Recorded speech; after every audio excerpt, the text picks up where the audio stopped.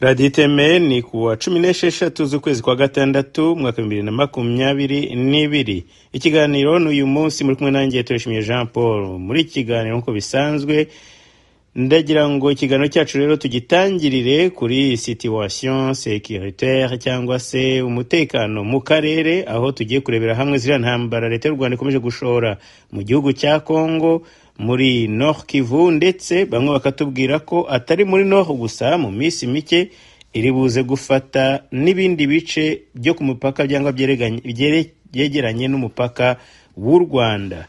Ibyo bikaba mu gihe amakuru dukesha site ya ONU muri Kongo ivuga ko kugeza uyu munsi intambara nubwo zikomeje muri Bunagana, ariko amakuru aho turi akanya ngiye muri studio ntabwo Bunagana yabaga itaraba sous contrôle ya ingabo za FRDC ndetse na MONUSCO, uretse ko bavuze ko batangiye assault kuri uwo mujyi kugira ngo bavanemo abo sirikare b'u Rwanda bawitije muri iyi minsi uko ari ibiri. Inkuru ndayigarukaho mu kanya rero, kuko iyi inkuru yaje kurikiye itangazo ryakozwe na rushinzwe communication muri guverinoma ya Kongo, aho yavuze ku mugaragaro ko kontra amasezerano ayo ariyo yose leta y'u Rwanda ifitanye na Kongo asheshwe. Kontra zose zarasheshwe, harimo nyinshi cyane. Iyi ni intambara economique, aho Kagame adashobora gutsinda cyane ko afite igihugu gikennye, igihugu kirirwa gisabiriza, igihugu kirimo imyenda yakirenze, igihugu cyari gitunzwe no kujya kwiba haba mu nzira y'amagendu, nayo ubungubu igiye gucika ariya muri Kongo, ndetse no kujya gusahura akoresheje izo nzira ziri legitime yenda zo kujya muri Kongo yabihera uburenganzira, ariko akiba birenze ibyo nabyo bikaba bimupfanye. Ndabizi ko ingorane afite ari nyinshi cyane, ariko iyi ya ekonomi yo agiye gukubitwa izakabwana, bamukuye amata ku munwa. Ibyo kandi byabaye nyuma y'inama ya defense supérieure cyangwa se inama y'umutekano ku rwego rwo hejuru yayobowe na President Antoine Tshisekedi, aho aribo bafashe icyo cyemezo. Communique rero muraza kuyumva, ndetse nabo ba député basabiraga u Rwanda yuko bagomba kumwambura ayo makontra n'ayo masezerano byose, ntibazajye bamuha amafaranga kugira ngo abatere. It makes sense. Byari byaranatinze ko amafaranga yakura hese, naho ngaho aravana muri Kongo, yarangije akayabatera akayaguramo amabombe akayatera Kongo. Byari byaratinze. Uyu munsi tukiri kuri Kongo, Perezida Tshisekedi yakiriye intumwa zo ku rwego rwo hejuru za ONU ndetse n'iza European Union. Izo rero bakaba nta kindi baganira uretse umutekano wo mu karere. Mu gihe ariko izo ntumwa ziriho ziganira na Tshisekedi ndetse n'amahanga yose, haba ku rwego rwa USA, Ubufaransa, European Union, Germany n'abandi ku giti cyabo ariho bashyigikira Kongo kwirwanaho, Kagame nawe ntiyaviriye mwaho. Andrew Mitchell, muramuzi, wahoze ari shyigikiye Kagame cyane, bari inshuti mu Bwongereza, yamuhesheje amafaranga ishyano ryose y'imfashanyo n'igihe bitari bikwiriye. Ni wa wundi wamuhaga amafaranga menshi, yarimo ibyo bitaga budget support, mu gihe yarashinzwe iyo departement ya muri Afrika, nako ya muri ministère, nako muri guverinoma y'Ubwongereza. Uyu munsi rero yavuze yuko rwose ko u Rwanda rufite uburenganzira bwo kwirwanaho. Avuga ko kera ubwo bamaganaga M23 byari biri clair yuko u Rwanda rwari ruyishyigikiye, ariko uyu munsi ho ngo ntabwo biri clair. Nibaza ko ahangaha ari kukwereka gusa partisanship cyangwa se gushyigikira umuntu w'inshuti yawe, ukaza kwivanga mu rugamba utazi uko rwatangiye, wiyenjeje undi ku wundi kubera urukundo gusa cyangwa defense gusa ku muntu wawe, ariko ibimenyetso byagiye bigaragara harimo n'ingabo z'u Rwanda zafashwe. Sinumva ukuntu umuntu yajya hariya akajya muri parlema y'Ubwongereza akavuga amagambo nk'ariya.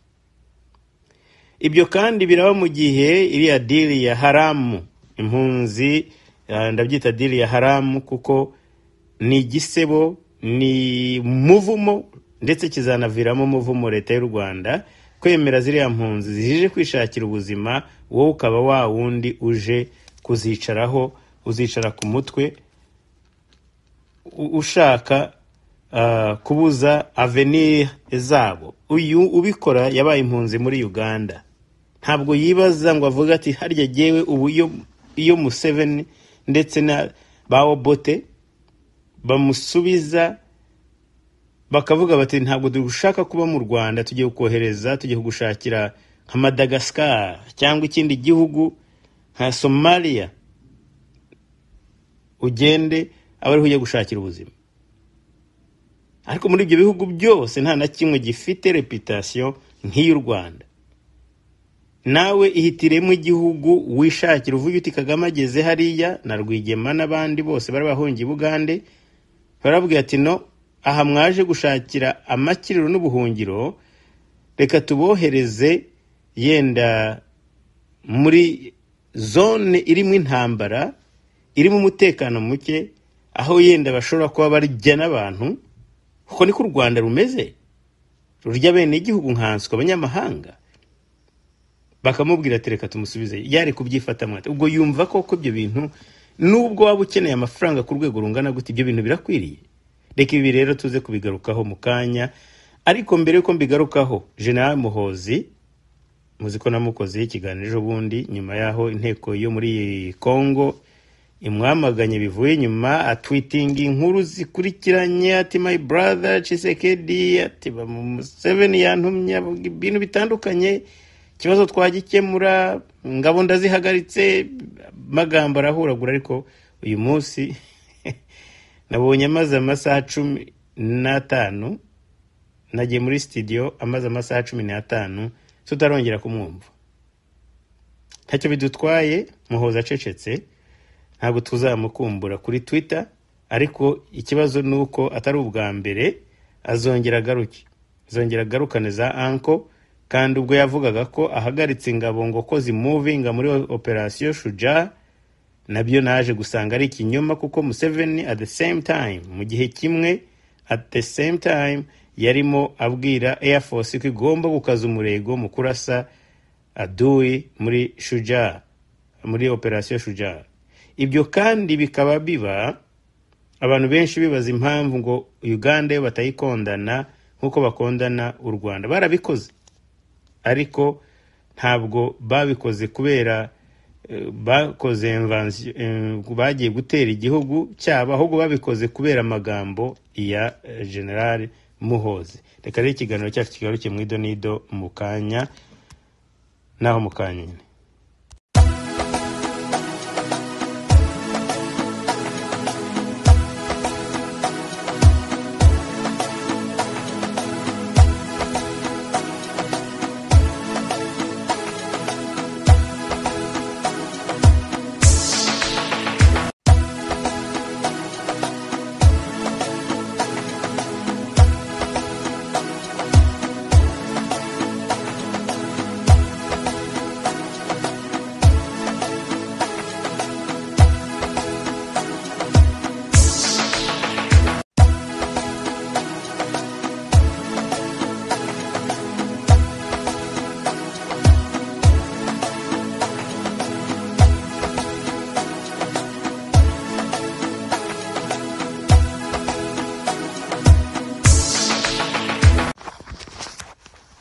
Nongere mpikaze abakunzi bacu, turi kumwe kuri uyu mugoroba.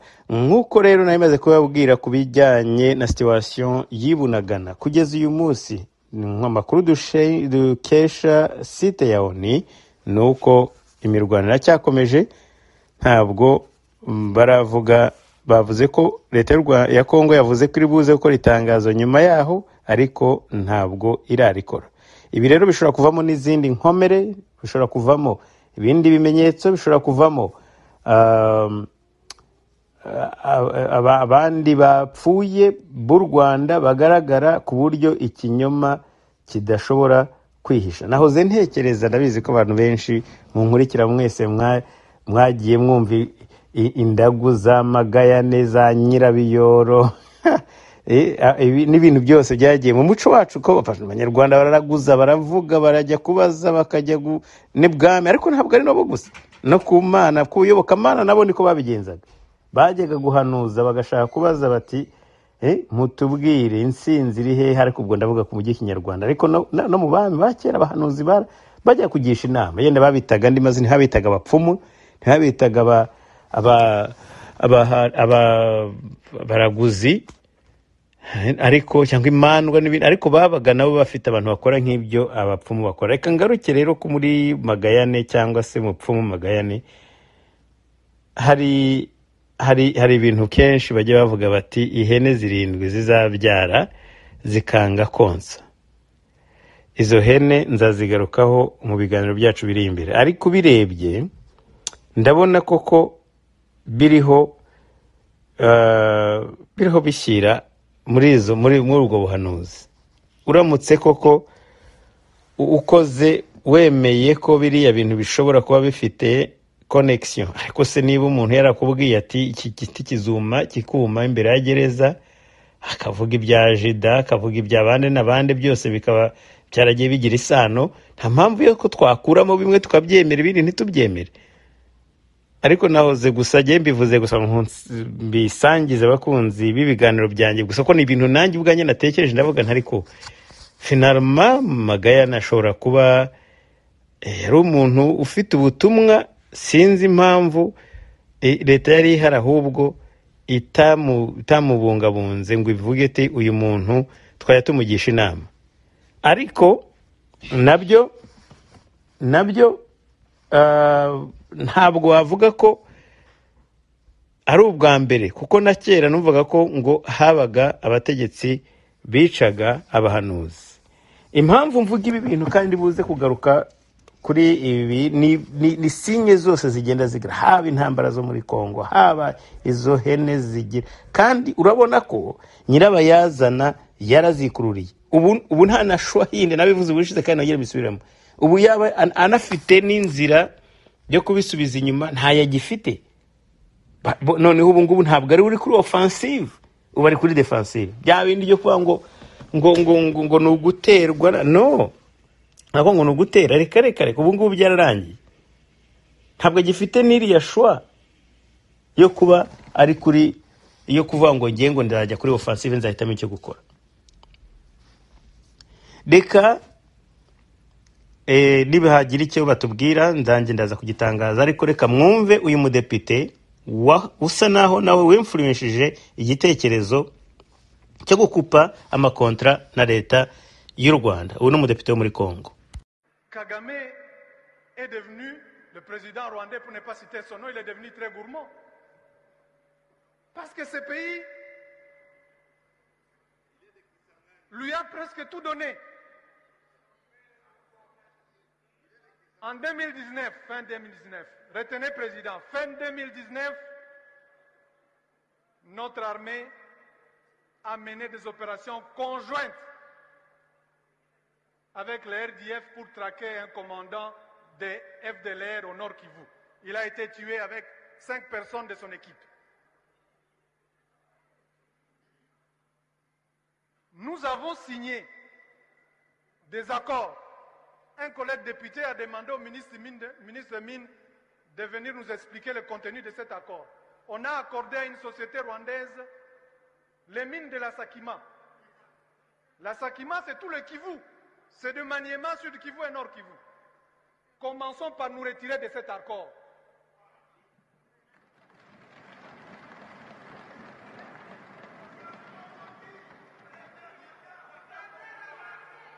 Et donc,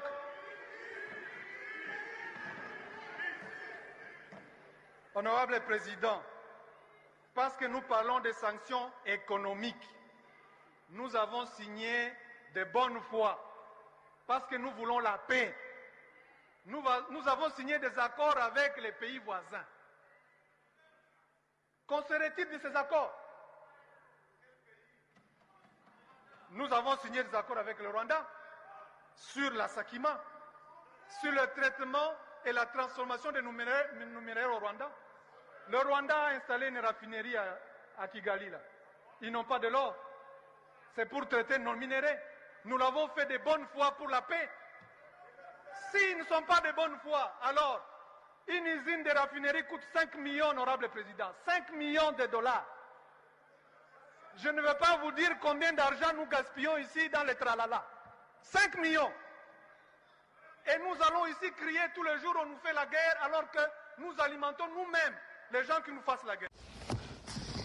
Banyarwanda banyarwandakazi muramwumvise uyu mumamre wa parlement umudepite bo baranavuga bakisobanura kandi na recommandation zabo zigakorwa ntago bategereza ivuye mu butegetsi ahubwo bashobora no kuinfluencer ama decision y'ubutegetsi cyangwa se y'ibyo yukwiriye gukorwa.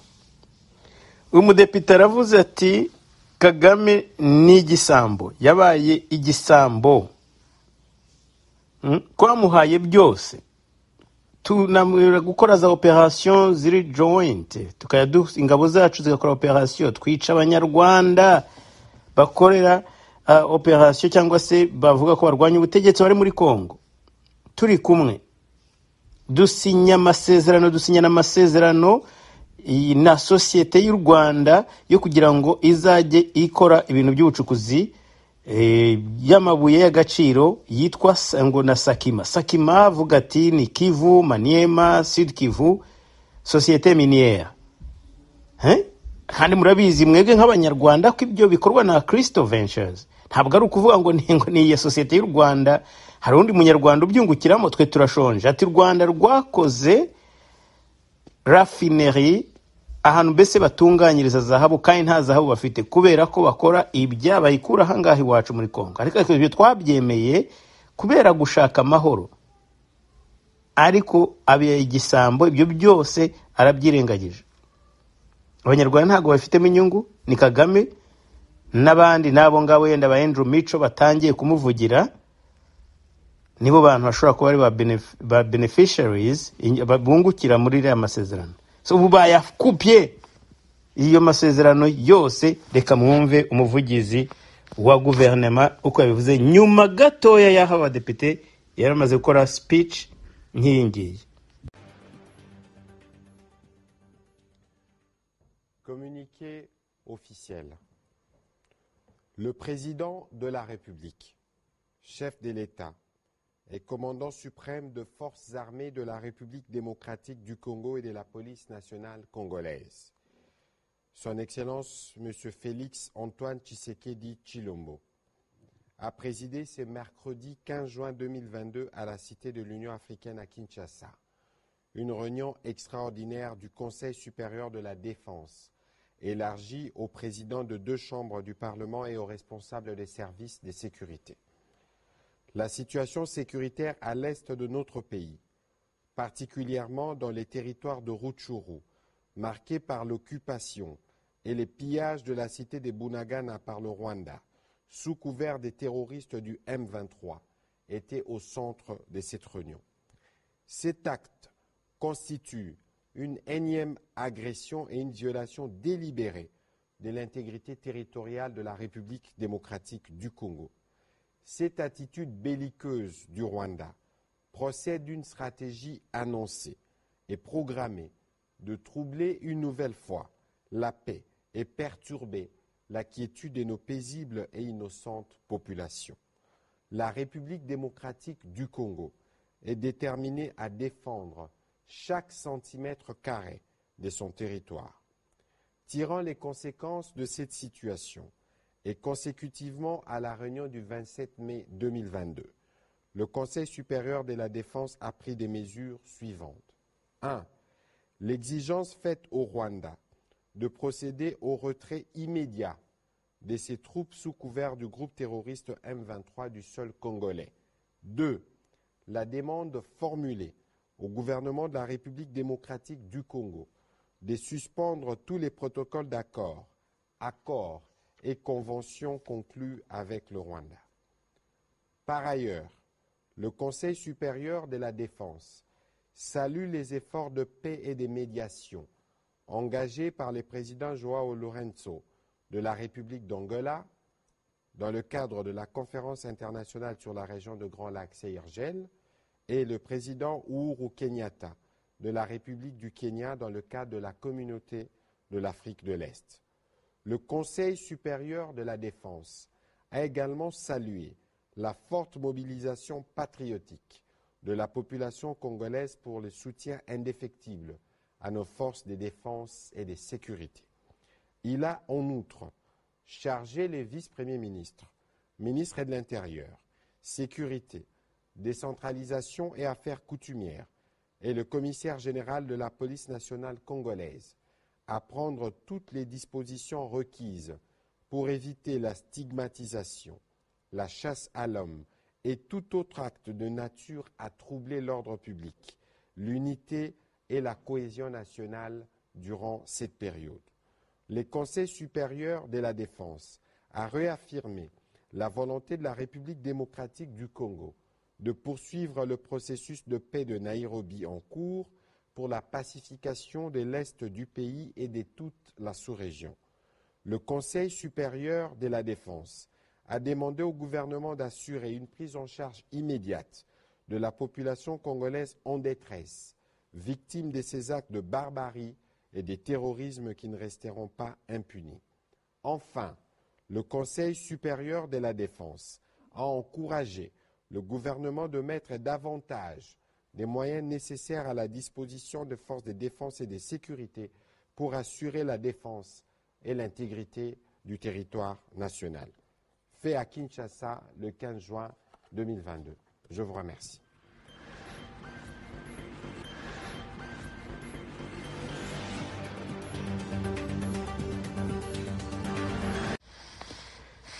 bakunzi b'iki kiganiro, iyi kominike isohotse gatoya nyuma y'uko abadepite bamaze gukora deba bavuga ukuntu batumva ineza yabo ko ariyo igaruka ikabahemukira. Kandi ibi bintu ntabwo Kagame ari ubwa mbere, nibwo buryo yagiye aca amaboko y'abamuhaye. Nibyo byakoreye umuryango y'aba Fred Rwigema, nibyo yakoreye abasirikare b'inkotanyi bavunikiye bereye ibimuga ku rugamba. Nta na rimwe yigeze n'umuntu mbese uri teti, uri spoiled, umutesi wumva bagomba kumubabysittinga akavuga ati mvunnye umuheha mu mpundi nawo nkavuna mu mpundi. Ibyo kureba santima feelings z'abandi izo ntabwo abyumva. Bigezaho rero abakongomani nibo bagiye kumwigisha isomo. Iri somo ryagomba kuba ryarigishijwe n'izi nkotanyi, zigahagarara zikamubwira ati no, ibintu ukoreye umuryango wa Rwigema ntabwo ari byo, ibintu umukoreye imiryango y'abakada mwafatanyije, ibintu ukora Bizimungu Sendashonga pasa ntabwo bikwiriye, including bari izindi abantu bose mwafatanyije. Ariko kubera kumenyera kuba teti, nishe Mobutu nawe naramwishe, yari ari gihangange le roi des Zaïre, na Kabila fini, Kabila jeune umuhungu nako fils yabaga mu ikoti ryanjye. So Tshisekedi utarigeze ukora na politiki, utarigeze uvuye i Burayi, ati ndakwereka. No, umunyakinshasa arakweretse, mwana kin uko babivuga muri Kongo, arakweretse. Wowe urasabiriza, we afite ibyo atanga, ugomba kunama akaguhaho ukamwubaha, pana kuvuga ngo kubaha ikisi. No, ibi rero niyo politiki ubundi twari dukeneye, niyo twari dukeneye. Ubu agiye guca make byari nababwiraga nti ubu nta kindi, ari kuri defensive, nta show afite nimwe, kuko economy bira bya Rwanda ya byapfuye, y'amakontra ya Crystal Ventures byapfuye, ibyo aho bavomaga hose byapfuye, ibyari illegal za nzira za magendu nizo ubona bahanganye bakubita buri munsi bafunga, n'abandi bacuruzaga mu za magendu ntibakijyayo, bazi ko hari danger urabona ko donc yirashe mu kirenge, yitumye ahantu azahinga cyangwa se aho yahingaga, aho yatemaga. So none kamubayeho, ubu arashaka ikintu cyo kujya gukubita muri Kongo agasaba imishyikirano, ariko n'ubundi ibyo byose ntazi ko bizarangira. Ariko bamurangije kuri kote ekonomike, yagiye kwirata ku Bugande ati imipaka ndafunze. Ubu ngubu agiye gusaba, agiye gukubita ibipfukamiro hasi, nyabuna reka ibitoki byinjire, mureke ibi n'ibi byinjire. Ariko ubu ngubu biraza n'abaturage batagishobora no kubigura. Narebye imyigaragambyo yabaye ejo muri Kongo, nkareba ukuntu batera abapolisi b'u Rwanda amabuye babatuka. Ndavuga yabaye biriya bibaye ku Gisenyi, bari abaturage bari bari ruhande rwa polisi bakavuga bati no mutuve imbere, bagakubita kandi kuko ari bo bahohoteye. Yabareba kuri yase yajyana biriya bintu byo gukingira za gas lacrimogene cyangwa se ibintu byo kwa protege amaso? No, babamisha mu rusasu.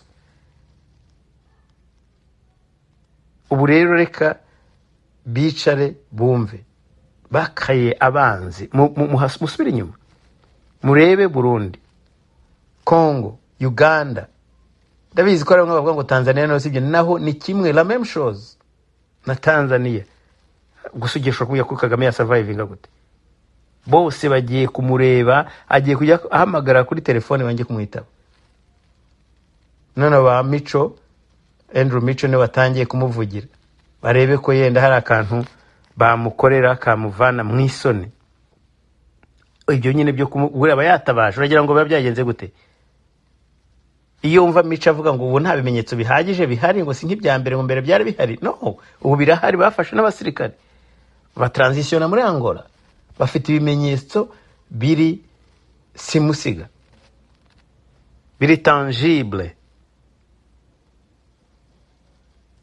Ubu rero mw'Abanyarwanda, mw'abasirikari mwe cyane cyane, ndetse yenda reka mbyite mbivuge mu mazina yabyo, mw'abasirikari b'Abatutsi mwe, kubera ko ni mwege mufite ububasha mu maboko yanyu. Ndabizi ko kuzicana nawe mukamubwira uti afande twaragerageje kera byarashobokaga, ariko ubu ngubu ntago bizakunda, ntabwo muzabikora. Ariko banza nabo sinzi ko ari shuwa mufite. Ubu biriya bizu mwubatse mu mafaranga ya Kongo, izo rafine mwakoze nazo mwazambuye abantu, abari baje kuzikora muvuga ngo no, nibagende mubambura imisanzu yabo. Ubu ibintu byose mwakoze bigiye kugaruka byose, ariko bigiye kugarukira rimwe. Ibyo mwahemukiye Rujugiro, ibyo mwaherukiye Rwigara, ibyo mwahemukiye uriya muzayirwa, uriya Monako Mubirigi wa Tontosko, ntabwo ari abo gusa. Ubwo ngevuze babandi bari bazwi ushobora kuvuga umuntu akabyumva, ariko abantu bahemukiye ni benshi cyane, benshi.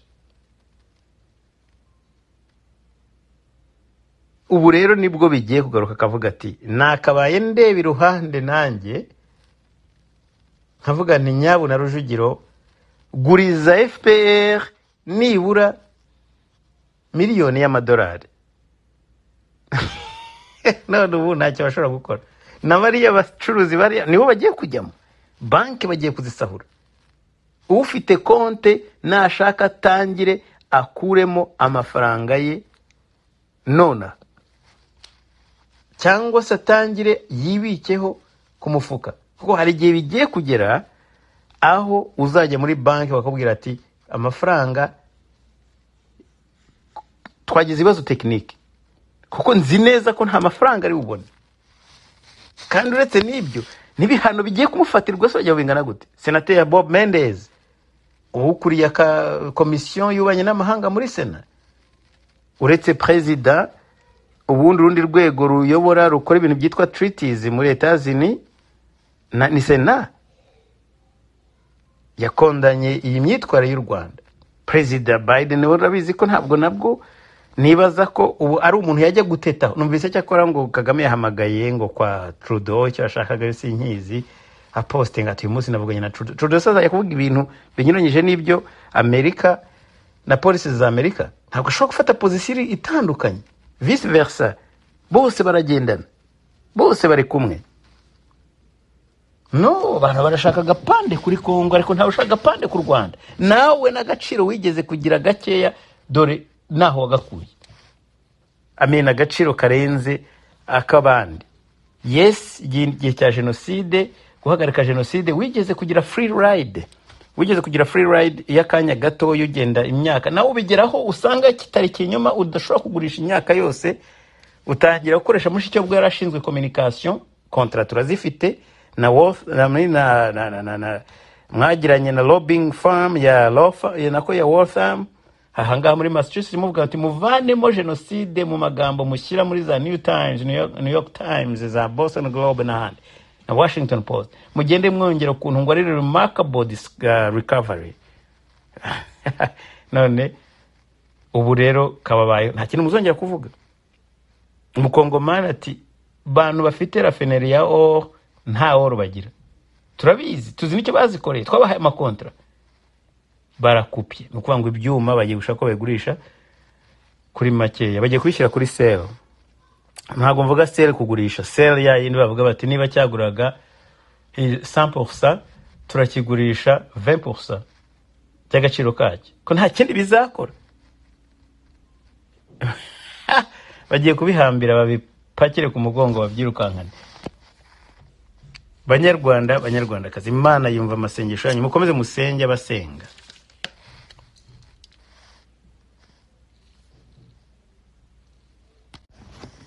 Reka ngaruke gatoya mu Rwanda kuri reaction ishingiye kuri izi ntambara zitutumba mu karere hose.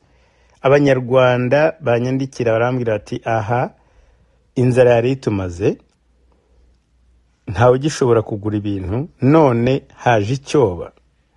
Coga mu mwumvi y'ingiyi ifite akamaro muri Kigali, abandi bacuruza utuntu dutoya bafunze, imihanda bayifunze, none hiyongereyeho n'undi musaraba tutatekerezaga. Na Coga mu bwawe yari umusaraba, none nabwo hiyongereyeho undi musaraba urenze wa Kongo. Abatuye ku mipaka baravuga batari ubwoba, kandi si bo gusa, baravuga ati no ku ruhande rwa Sud movement za troupe z'abasirikare y'ibikoresho ni ibintu nta cyizere biha umunyarwanda cy'ejo hazaza kubaho kwe. Unbelievable. Nta kindi nyine ibyo twikururiye, ibyo mwikururiye. Ni wewe ni impanga ya Yesu. Izira ndirimbo mugiye kuzicuza, mugiye kuzicuza inshuro magana. Yanzwe n'amahanga, yanzwe n'isi, yanzwe n'abaturanyi, kandi byinshi namwe mukabizira ntaho muhuriye nawe. Ariko abanyamahanga bo nimwabarenganya, kuko iyo bababonye yagiye kubasura muri za Nshiri, muri za Nyagatare, babona mukundanye, muvuga ati uyu niwe wacu. Nta urigera agira akabaraho kumwamagana kumugaragaro. Bazi ko ari umuntu dukunda cyane, bimwe bigatuma ndetse tugirana ibibazo n'abakongomani cyangwa se abaturanyi dufite, bakatwishisha bakadukekamo ubumaneko n'ibindi. Yenda hari sinzi nibigiye kigihari, byaba ari igihe cyo kugira ngo kontra mufitanye nayo mubwire uti Sefini twakwibeshyeho, yenda mwebwe mwari. Ariko brainwash irakora. Nabonye abantu bavuga ngo ariko ngo bakongomani koko ngo ntabwo ngo batwiyenzaho, kandi abantu babivuga bamwe nzi neza ko nta kintu wababaza uti yabamariye iki, nta na kimwe. Cyakora yenda bavuga ati yadawe umutekano ukagira ngo niwe utanga, ubwo yarabamaze. Unbelievable. Intorezo zirimo ziravuga ziti ngo nta mashyari badufitiye, abandi bati no. Mbese urabona ko harimo ikintu cya panique, haba mu muryango wa FPR, mu basirikare naho ubariho baribaza ejo hazaza ntago basobanukiwe. Bavuga tumuzayirwa mukatanya matatume rwose araduhindutse. Ariko byaje tubibona, nta kintu utabonaga. Kari agasuzuguro kari gakwiye kugiraho gacikira. Hari na za mpunzi haramu, nivuze ko ari dile za haramu, nazo ubwazo zari zikiri aho, ntibarigera, baracyafite ibyo bibazo byo kugira ngo bakemure kiriya kibazo cy'uko baranzwe hirya no hino. Nabigarutseho kare ntabwo mbitindaho. Kumva Kagame avuga ati miliyoni 100 ati ndabafata rwose, nkibaza we igihe bamufata yo mugurisha amafaranga hari Bugande kwa Obote, kandi byarashobokaga. Si urukundo rundi yari abakunze. Ariko muri iki kinyejana arakora ibintu na Obote atari gukora. Ari ayo mafaranga yaba yayahombaga n'izo mpunzi akazihomba, akabona ko nta kintu arimo koraho na kimwe kirimo gihabwa umugisha. Genda haraziga kumenya ko atari akamana nkuko yabeshwe n'abanyarwanda b'intore. Umucuti we uncle nephew nahoze ndeba, ntabwo ari aracyagera gutwitinga, nakomeje mukurikirana ngo ndebe, kuko hari igihe yaje astorminga Twitter nyuma y'aho abadepite muri Kongo bari bamaze kuvuga icyo bamutekerezaho. Ndakurahiye yaje tweetinga Twitter ikurikiranye n'iyindi, buri mwanya yandika vuga ati none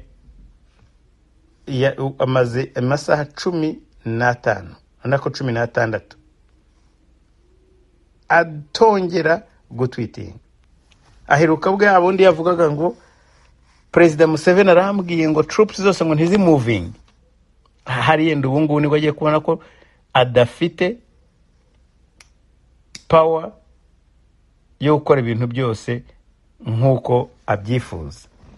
Simpamya ko biriya myitwarire ye yenda hari byose muri rusange, sinzi ko hari ibyo akora wenyine ku giti cye, ariko hari ibintu bimwe ushobora gukora ugasanga koko bishobora kuzana ku backfiring. Uganda ubwayo yari iri muri kongera gusubirana, kugarura icyizere mu bakongomane nyuma yaho bavugaga ko bayireze ndetse bakayica n'amafaranga ishyano ryose. Abakongomane birengaho bayiha amakontra yo kubaka imihanda no kurwanya, bakorana amasezerano y'ingabo. Ibyo byose barabikora, barabyumvikanaho, bashaka guhamba, byo navuze guhamba amasinde bari bafitanye. Ntabwo rero umwana nikamwita umwana nkuriya yashobora gusa naho abakina ku mubyimba abakongomani ngo uvuge ngo kubera ko mufitanye amasezerano ngo ibyo byonyine birahagije. No, hari respect, minimum ya respect ukwiriye gukora. Ibyo ndabivuga ntitaye kumenya policies z'igisirikare cya Uganda aho zari zishingiye kugira ngo avuga amagambo nkariye, kuko yagombye kumenya histoire hagati ya Uganda na Kinshasa mbere yuko yavuga amagambo amwe ashobora gufatwa nko gutoneka cyangwa se gusuzugura. Ntabwo abakongomani baba bariho bacika amaguru n'amabomba aterwa n'abanyarwanda, wowe ukajya hari ukavuga ngo my uncle ngo twebwe ngo nta mwanzi watunanira. Ntabwo bishoboka keretse ufite approval cyangwa se baguhaye uburenganzira kubivuga, kandi icyo gihe ntabwo controller icyo abaturage baza kuvuga. Ejo aratweetinga 10 zingahe buri munota hazi zindi, nyuma yaho umukuru w'inteko yavuze ati buriya n'ubugambanyi, ndetse na ministre w'ububanyi n'amahanga w'Ubugande twari kumwe ahangaha turabyemeranyaho, tuvuga rumwe kuri icyo kibazo. None yavuye kuri Twitter, navuze ngitangira ntago tuzagukumbura, yabaye wavagaho ukamara igihe kinini kitari iki cyonyine. yavuye kuri Twitter aya masaha 10 nangahe. Ntabwo navuga ko yavuyeho burundu, yenda turaza kumenya igihe yaviriyeho, ariko ntabwo murabizi ko atari ibintu bisanzwe kumara 15 heures 16 utaratwitinga uri General Muhozi. No, ariko njyewe tweet ya nyuma nabonye ishobora kuba ariyo mpamvu ni hariye yavuze ngo President Museveni arambwiye ngo movement za troops zose ziri muri Kongo zihagare, bagume ngo mu birindiro byabo position bafite, ariko ngo ntihabe movement, ntagiru mbese nta ntambara ntaki. Niko yavuze. Ariko impamvu iyo tweet je nasanze ari ukubera yari reaction, ari kubera ibintu byari bimaze Kongo yari maze kuvuga muri parlement. Nuko nyuma yaho nabonye kuri hari channel ya YouTube yitwa Benz Live, nta nubwo bakurana n'amatangazo, bafata events bakazipostinga. Ndayikurikira akenshi mbona President Museveni yabwiye Air Force, yari yagiye gusura Air Force, abibwira ati mwongere umurava mu misozi iyo ya Zaituri, muri misozi mwe, muri iyo misozi yabo mubamene, mubarashishe Air Force. Ibyo ijambo rya Museveni ryabaye posted. Nyuma hari tweet ya Muhozi yari 2 yari haraciyemo iminota 13 hagati ya zombi, donc imwe yari 2h47 minutes, iyo tweet yari ibaye Museveni ari amasaha 3. Nukuvuga ngo watwitinze nyuma ni Muhozi ariko hari mu minota 13 hagati yabo. Ntabwo numva ko Museveni yagiye kubwira Air Force ayo magambo yarangiza aganategeka Muhozi ko guhita ngo ababwira ngo nibahagarara. Ikindi cya kabiri ku bintu bya gisirikare, abantu bafite mission nkiriya iri specialize, iri operations ziri specials, bari brigade ya Kayanja, nibo bafite afite communication directe. Yes, avugana nabo, ariko ntabwo ari amabwiriza honyine aturuka, avugana bambadi General Mbadi n'abandi na President Museveni. Ntabwo ari ibintu byabo bavuga ngo kubera ko ngo ari chef of land forces ngo yahagaritse ibintu. Nibaza ko bitari gukorwa mu buryo bwa Twitter nkaburiye kuvuga ngo President arambwiye ngo birahagaze. Biriya bintu byagaragaye nk'akajagari kandi ntabwo ariko Uganda tuyizi, ntabwo ariko Museveni tumuzi. Ubwo yenda makuru yo kufungwa kuri Twitter turaza kuyamenya mu minsi iri imbere, ariko icyangombwa nuko itari mikora, itari mu yandika kandi byari bikwiriye. Banyarwandakazi bakunzi ba radio Iteme, bakunzi b'ikiganiro uyu munsi, ikiganiro cyacu rero tukaba tugihagarika ahangaha, naho ubutaha mugira ibihe byiza, mukomeze mu checking radio Iteme. Haramutse hari impamvu zihutirwa tuzagaruka, cyangwa se nzagaruka jewe by'umwihariko, cyangwa se n'abandi bagenzi banjye tubahe update.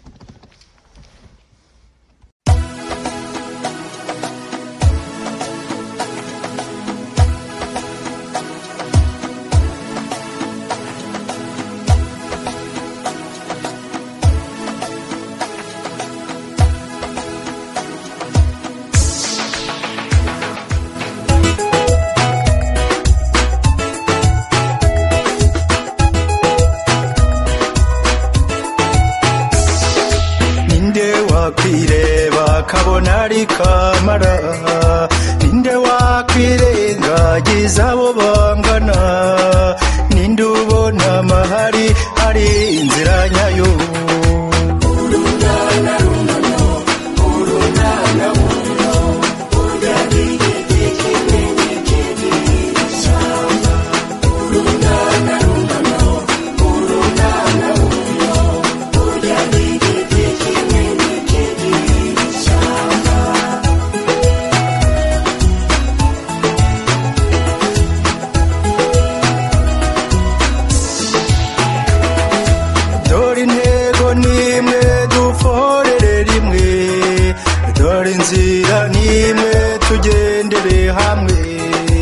dufatane urunana tutizanye intege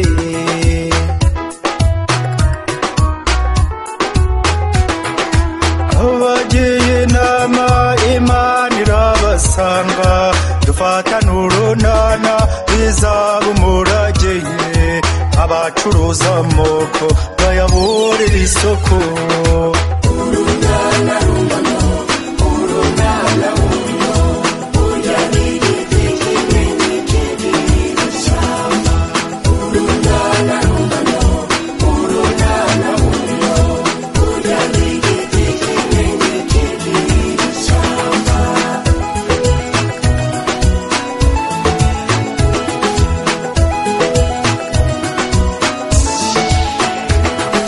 dufatane urunana tubitoza abato mu muco karande tubegere hamwe abashaka intambara barindira ubusa urunana rungano urunana rungano urya n'igiti kinini cy'ishyamba urunana rungano urunana rungano urya n'igiti kinini cy'ishyamba